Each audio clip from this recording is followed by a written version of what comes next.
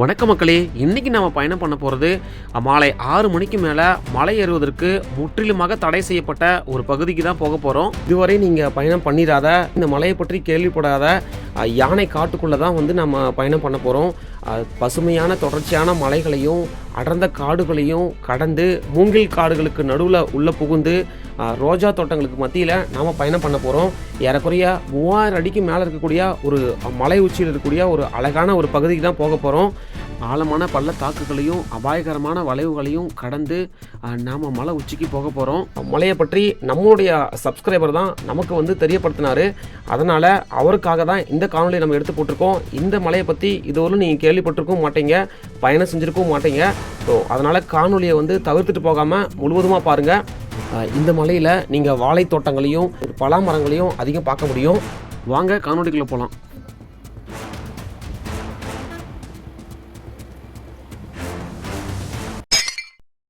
நீங்கள் எங்கே இருந்தாலும் கிருஷ்ணகிரி மாவட்டம் தேன்கனிக்கோட்டை வந்துருங்க. இன்றைக்கி நம்ம பயணம் பண்ணக்கூடிய இடம் அப்படின்னு பார்த்திங்கன்னா கிருஷ்ணகிரி மாவட்டம் தேன்கனிக்கோட்டையிலேருந்து ஒரு அருமையான மலைப்பகுதி தான் போக போகிறோம். யானைகள் நிறைந்த ஒரு மலைப்பகுதிக்கு தான் நம்ம இன்றைக்கி பயணம் பண்ண போகிறோம்.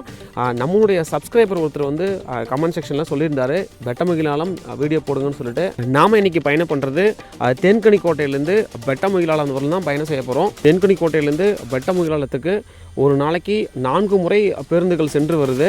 அது மட்டும் இல்லாமல் ஒரே ஒரு பேருந்து தான். இங்கே பாருங்கள், பேருந்து கால அட்டவணையை நான் காமிச்சிருக்கேன். இதை பார்த்துட்டு இதன் பிரகாரம் நீங்கள் போகிறதா இருந்தால் போங்க. நாம் தேன்கனிக்கோட்டை வந்த நேரம் அப்படின்னு பார்த்திங்கன்னா 9 மணி 10 நிமிடங்களுக்கு வந்தோம். அந்த 9 மணிக்கு போகக்கூடிய பேருந்து போயிடுச்சு. இதுக்கப்புறம் நம்ம காத்திருக்குன்னு சொன்னாங்க. ஏன் அப்படின்னா அடுத்து அந்த பெட்டமுகிலாலம் போகக்கூடிய பேருந்து 1 மணிக்கு தான் வரும்னு சொல்லிட்டு நேரம் கண்காணிப்பாளர் ஐயா சொல்லியிருந்தார். நாம் ரொம்ப நேரம் காத்திருக்கணும். ஒரு 3 மணி நேர காத்திருப்புக்கு அப்புறமா பெட்டமுகிலாலம் போகக்கூடிய அந்த பேருந்து வந்துருச்சு. பாருங்கள், பேருந்தில் ஏறத்துக்கு நிறைய மக்கள் கூட்டம். நமக்கு அந்த முன்னிருக்கையிலும் இடம் கிடச்சிது, அதே மாதிரி கடைசி இருக்கையிலும் இடம் கிடச்சிது.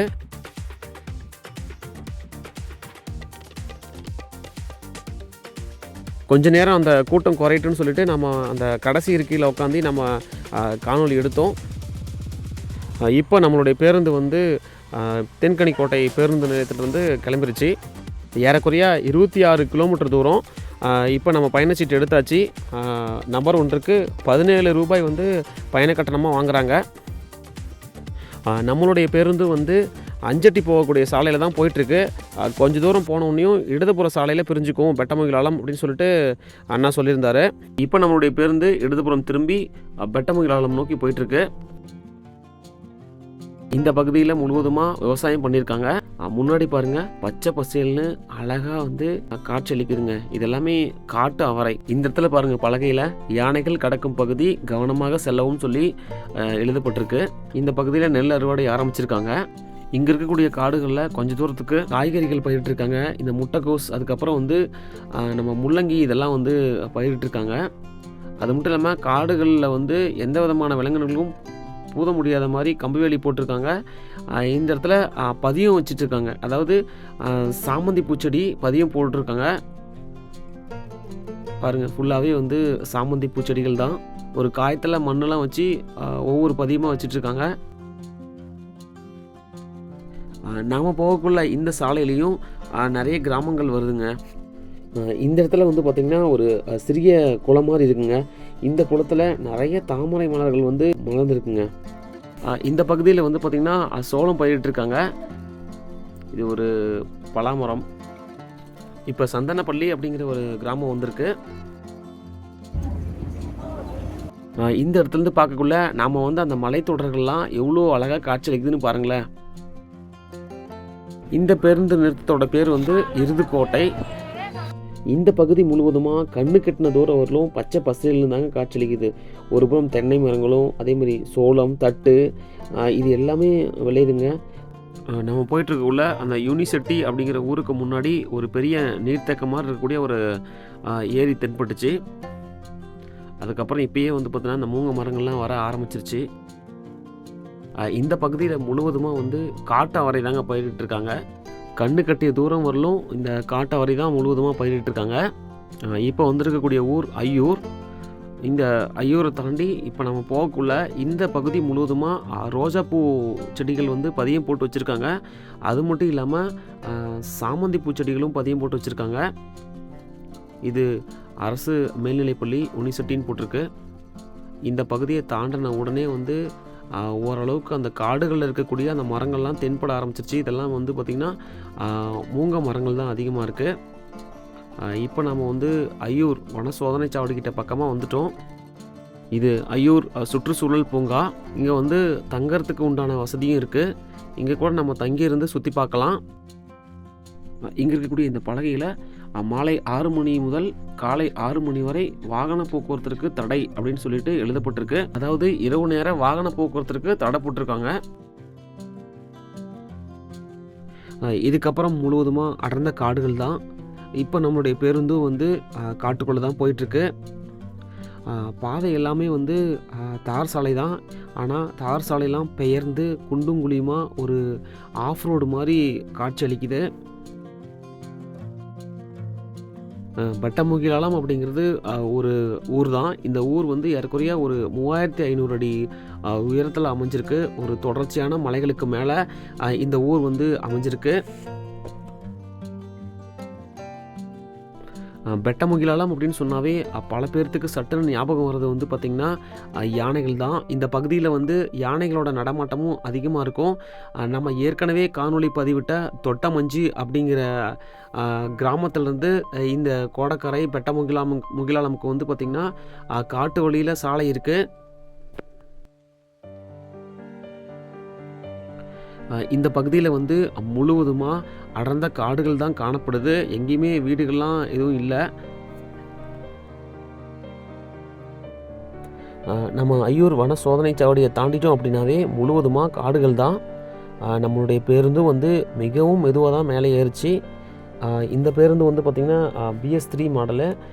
பழைய லோக்கலில் ஓடக்கூடிய டவுன் பஸ் மாதிரி தான் இருக்கும். இந்த பகுதி முழுவதுமே அடர்ந்த காடுகள் தாங்க காட்சி அளிக்குது. மரங்கள்லாம் நெருக்கமாக இருக்குது. உள்ளுக்குள்ளே ஏதாவது விலங்கினங்கள் இருந்தாலுமே நமக்கு தெரியாது. பாருங்கள், பார்த்தீங்கன்னா உங்களுக்கே தெரியும். இப்போ நீங்கள் பார்த்துட்டு இருக்கிறது தான் சாமி ஏரியில் இருக்கக்கூடிய எலிஃபண்ட் வாட்ச் டவரு. இந்த பக்கம் முன்னாடி அந்த சாமி ஏரின்னு சொல்லக்கூடிய இடம் இதுதான். பாருங்கள் எவ்வளோ அழகாக காட்சி அளிக்குதுன்னு. அந்த பக்கம் மலைக்கு முன்னாடி வந்து பார்த்திங்கன்னா அடர்ந்த காடு. அந்த காட்டுக்கு முன்னாடி இருக்கக்கூடிய ஏரி இதுதான். இந்த ஏரி பகுதியில் தான் யானைகளோட நடமாட்டமும் அதிகமாக இருக்கும் அப்படின்னு சொல்லி சொன்னாங்க. யானைகளுக்கு நீர் ஆதாரமாக விளங்குறதும் இந்த ஏரி தான். இந்த ஏரி எப்போவுமே வத்தாது அப்படின்னு சொல்லிட்டு ஓட்டுநர் நான் சொன்னார். இந்த ஏரியை நீங்கள் தாண்டிட்டீங்க அப்படின்னா இதுக்கப்புறம் தொடர்ச்சியான மலைகள் தான் வந்து உங்களுக்கு காட்சி அளிக்கும். பெட்டமுகிலாலம் அப்படிங்கிற ஊர் வந்து பார்த்திங்கன்னா எதுக்கு அதிகம் பிரபலமானதுன்னா இங்கே இருக்கக்கூடிய பழங்குடியின மக்கள், அதுக்கப்புறம் வந்து யானைகள்.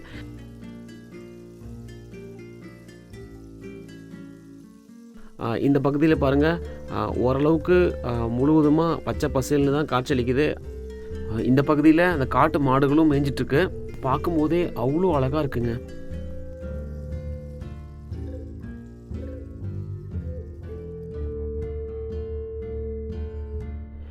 இந்த ஐயூர் சோதனை சாவடியை தாண்டி நம்ம வந்த உடனே அவ்வளோ குளிர்ச்சியாக இருக்குதுங்க. மேலே வந்து வெயில் அடிச்சுட்டு தான் இருக்குது. ஆனால் ஜில்லு ஜில்லு ஜில்லுன்னு குளிர்ச்சியாக இருக்குங்க.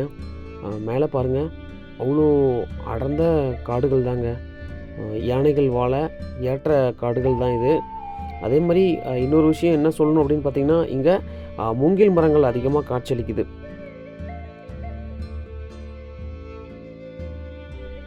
இந்த பெட்டமுகிலாலம் அப்படிங்கிற ஊரை வந்து ஏழைகளின் ஊட்டினே சொல்கிறாங்க. இப்போ வந்திருக்கக்கூடிய இடம், அதாவது இந்த இடத்துலேருந்து பாருங்கள், அந்த மேலே இருக்கக்கூடிய அந்த மலைத்தொடர்களும் அந்த மலைத்தொடர்களுக்கு மேலே இருக்கக்கூடிய அந்த மரங்களும் எவ்வளோ அழகாக காட்சியளிக்குதுன்னு பாருங்களேன்.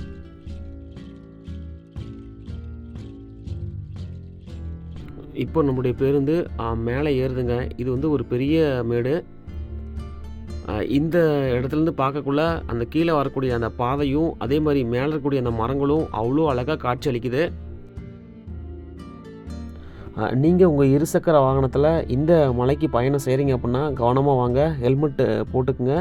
அது மட்டும் இல்லாமல் எங்கேயுமே தேவையில்லாமல் வந்து உங்களுடைய இருசக்கர வாகனத்தை நிறுத்திட்டு நீங்கள் போய் புகைப்படமோ மற்ற வேலைகளோ எதுவும் நீங்கள் செய்ய வேண்டாம்.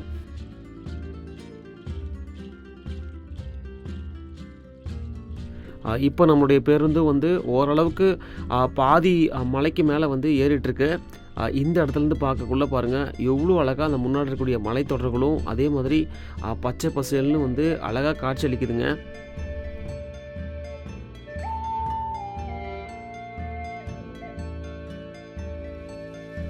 இப்போது இந்த மூங்கில் மரங்கள் இருக்கக்கூடிய பகுதி வரப்போகுது. இந்த மூங்கில் மரம் இருக்கக்கூடிய இந்த பகுதியிலாம் வந்து யானைகளோட நடமாட்டம் அதிகம் இருக்குன்னு சொல்லிட்டு இந்த ஊருக்கார அண்ணா சொல்லியிருந்தார். பாதையும் வந்து பார்த்திங்க அப்படின்னா ஒரு பேருந்து செல்லலாம் அப்படி தான் இருக்குது. இந்த பகுதியில் போகக்கூடிய பேருந்து வந்து பார்த்திங்கன்னா BS3 மாடல்.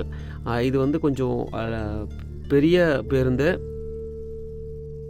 இந்த முன்னாடி தெரியக்கூடிய இந்த மலை வந்து எவ்வளோ அழகாக தெரியுதுன்னு பாருங்களேன். இந்த பாதையில் பயணம் செஞ்சுட்டு அந்த மலையை பார்க்கக்குள்ள அவ்வளோ அழகாக காட்சியளிக்குதுங்க அந்த மலை. ஐயூர் வன சோதனை சாவடியில் மேலே என்ன எழுதிருந்துச்சு அப்படின்னு பார்த்தீங்கன்னா காவிரி வடக்கு வன உயிரின சரணாலயம் அப்படின்னு சொல்லிட்டு மேலே எழுதிருந்துச்சு.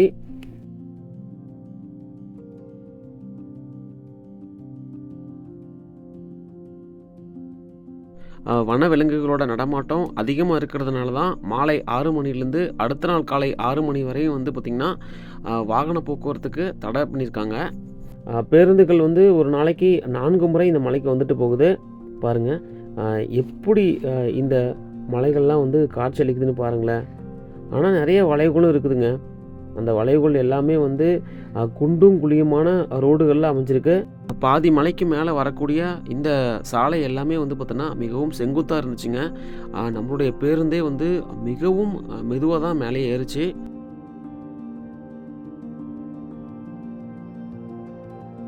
இந்த இடம் தான் வந்து பார்த்திங்கன்னா கோடக்கரை போகக்கூடிய பாதை.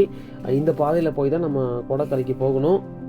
இப்போ நம்மளுடைய பேருந்து நேராக போகக்கூடிய பாதையில் போயிட்டுருக்கு. இது வெட்டமங்கலம் போகக்கூடிய பாதை. இதுக்கப்புறம் வந்து பார்த்திங்கன்னா மூங்கில் மரங்கள் நிறையா வர ஆரம்பிச்சிருச்சு, தெரியுதுங்களா? அது மட்டும் இல்லாமல் இந்த பாதை வந்து நல்லாவே வளைஞ்சு மேலே ஏறுதுங்க. நாம் வந்து ஐயூர் வன சோதனை சாவடிக்கு முன்னாடி வரலும் வந்து பார்த்திங்கன்னா அந்த கடைசி இருக்கையில் அமர்ந்து நம்ம காணொலி எடுத்துகிட்டு வந்துட்டு இருந்தோம். அந்த ஐயூர் வன சோதனை சாவடிக்கு அப்புறமா வந்து நம்ம முன்னறிக்கைக்கு வந்துட்டோம். ஏன்னா அந்த சாலையெல்லாம் எப்படி இருக்குது அப்படிங்கிற விஷயத்தை பார்க்குறதுக்காக இந்த பலகையில் வந்து அபாயகரமான வளைவு, கவனமாக செல்லவும்னு சொல்லிட்டு எழுதியிருக்கு. பாருங்கள் எப்படி இருக்குன்னு. சின்ன ஒரு சாலை தான். இந்த மேடு வந்து பார்த்திங்கன்னா ரொம்ப பெரிய மேடுங்க. நம்ம இருசக்கர வாகனத்தில் ஏறதே ரொம்ப கஷ்டமாக இருந்துச்சு. பேருந்தும் ரொம்ப மெதுவாக தான் மேலே ஏறி போச்சு. அதே மாதிரி இந்த பகுதியில் வந்து மூங்கில் தோப்புகள் தான் வந்து அதிகம் காணப்படுது. நம்மளுடைய பேருந்து வந்து தட்டக்கரை அப்படிங்கிற இடத்துக்கு வந்துருச்சு. இது வந்து ஒரு பெரிய பேருந்து நிறுத்தம். இங்கே இறங்கி உள்ளுக்குள்ளெல்லாம் கிராமங்கள் இருக்குது. அந்த கிராமங்களுக்கு வந்து மக்கள் பயணம் செய்கிறாங்க. நம்ம கூட வந்து பேருந்தில் ஏறின அந்த மாணவ குழந்தைகள்லாம் வந்து பார்த்திங்கன்னா இந்த பகுதியில் இறங்கிட்டாங்க கீழே.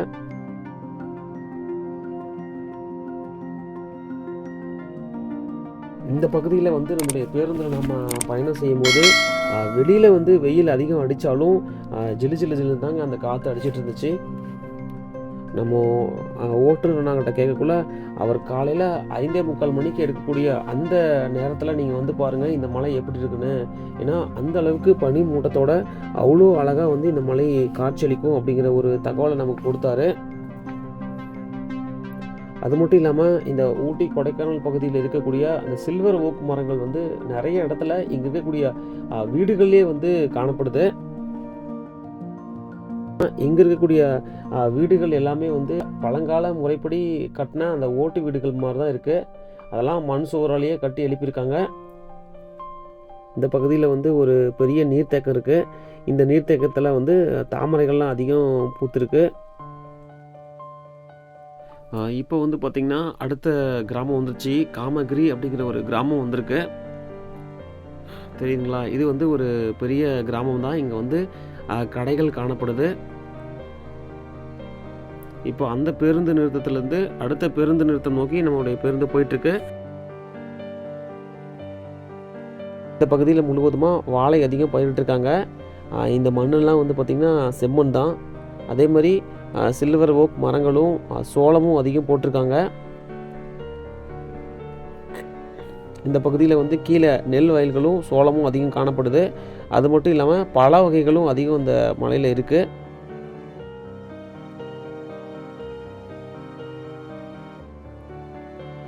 இப்போ நம்ம வந்து பெட்டமங்கலம் பக்கமாக வந்துட்டோம். பாருங்கள், இந்த இடத்துலேருந்து பார்க்கக்குள்ள அந்த வீடுகள்லாம் எப்படி அழகாக காட்சியளிக்குதுன்னு. நிறையா வாழை மரங்கள் தாங்க அதிகம் காணப்படுது. நம்மளோட சாலையோட 2 புறங்களிலும் வந்து பார்த்திங்கன்னா வாழை மரங்கள் தான் அதிகம் காட்சியளிக்குது.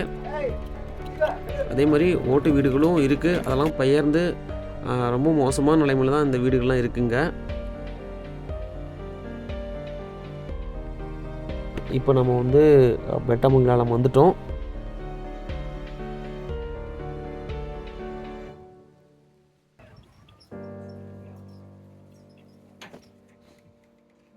ஏறக்குறைய இப்போ நாம் வந்து ஒரு 1.5 மணி நேர பயணத்துக்கு அப்புறமா நாம் இப்போ எங்கே வந்திருக்கோம் அப்படின்னு பார்த்தீங்கன்னா, கிருஷ்ணகிரி மாவட்டம் பெட்டமங்கலம் வந்துவிட்டோம். 1 மணிக்கு நம்மளுடைய பேருந்து வந்து தேன்கனிக்கோட்டையில் கிளம்பி சரியாக இப்போ வந்து 2 மணி 30 நிமிடங்கள் ஆகுது. நாம் வந்த பேருந்து பாருங்கள் அங்கே நின்றுட்டுருக்கு. ரொம்ப அருமையான ஒரு இடங்க. இதில் வந்து வளைவுகள் அப்படின்னு பார்த்தோன்னா நிறைய கொண்டை ஊசி வளைவுகள். இது குட்டி பஸ் கிடையாதுங்க, பெரிய பஸ்ஸு. அதனால் வளைவுகளில் ஏறதே வந்து கொஞ்சம் ரொம்ப சிரமமாக இருந்துச்சு. அது இல்லாமல் ரோடும் ரொம்ப பெயர்ந்து ரொம்ப புழுதியெல்லாம் கிளம்பிட்டு இருந்துச்சு. இது வந்து ஒரு பெரிய ஊர் தான், பார்த்தீங்கன்னாவே தெரியும். இந்த பக்கம் பாருங்கள் ஊர். இந்த ரோடு எங்கே போகுது பார்த்தீங்கன்னா மாரண்டகல்லிக்கு போகுது. இந்த ரோடு வந்து பார்த்திங்கன்னா தென்கனிக்கோட்டைக்கு போகுது. சரிங்களா? இந்த இடத்துக்கு வரக்குள்ளேயே வந்து பார்த்தோன்னா ஒரு குளிர்ச்சியான ஒரு கிளைமேட் வந்து வர ஆரம்பிச்சிருச்சுங்க. மழை வந்து கொஞ்சம் பயமுறுத்துற மாதிரி தான் அமைஞ்சிருக்கும் மேலே ஏறி வரதும். அதே மாதிரி வந்து பார்த்திங்கன்னா இது ஒரு மறைக்கப்பட்ட ஒரு இடனே சொல்லலாம். ஏன்னா அந்த அளவுக்கு வந்து அற்புதமாக இருக்குங்க. அதுவும் காலை நேரத்தெல்லாம் வந்தீங்க அப்படின்னா இன்னும் அருமையாக இருக்கும். இந்த மலைக்கு வரக்கூடிய பேருந்து கால அட்டவணையை நான் என்னுடைய டிஸ்கிரிப்ஷனில் கொடுக்குறேன். மறக்காமல் நீங்கள் வரதா இருந்தால், பேருந்தில் வரதா இருந்தால் அந்த டிஸ்கிரிப்ஷனில் என்ன கொடுத்துருக்கணும் அதை ஃபாலோ பண்ணி நீங்கள் வந்து வந்துக்குங்க. ஏன்னா ரொம்ப அற்புதமாக இருக்கும். ரொம்ப அற்புதமான ஒரு இடம். சுற்றிலையும் மலைத்தொடர்கள் தான். அதே மாதிரி பாருங்கள், அந்த பக்கம் கடைகள் இருக்குது, இந்த பக்கமும் கடைகள் இருக்குது. ஊர் இருக்குது. ஊராட்சி மன்ற அலுவலக கட்டடம் இருக்குது.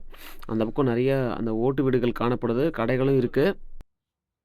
இந்த காணொலி உங்களுக்கு பிடிச்சிருந்துச்சுன்னா மறக்காமல் நம்ம காணொலியை லைக் பண்ணி மற்றவங்களுக்கும் ஷேர் பண்ணுங்கள். மறக்காமல் நம்ம சேனலையும் வந்து சப்ஸ்கிரைப் பண்ணிடுங்க. மீண்டும் அடுத்து ஒரு காணொலியுடன் உங்களை சந்திக்கும் வரை உங்களிடமிருந்து விடைபெறுவது உங்கள் கஜமுகன். நன்றி, வணக்கம்.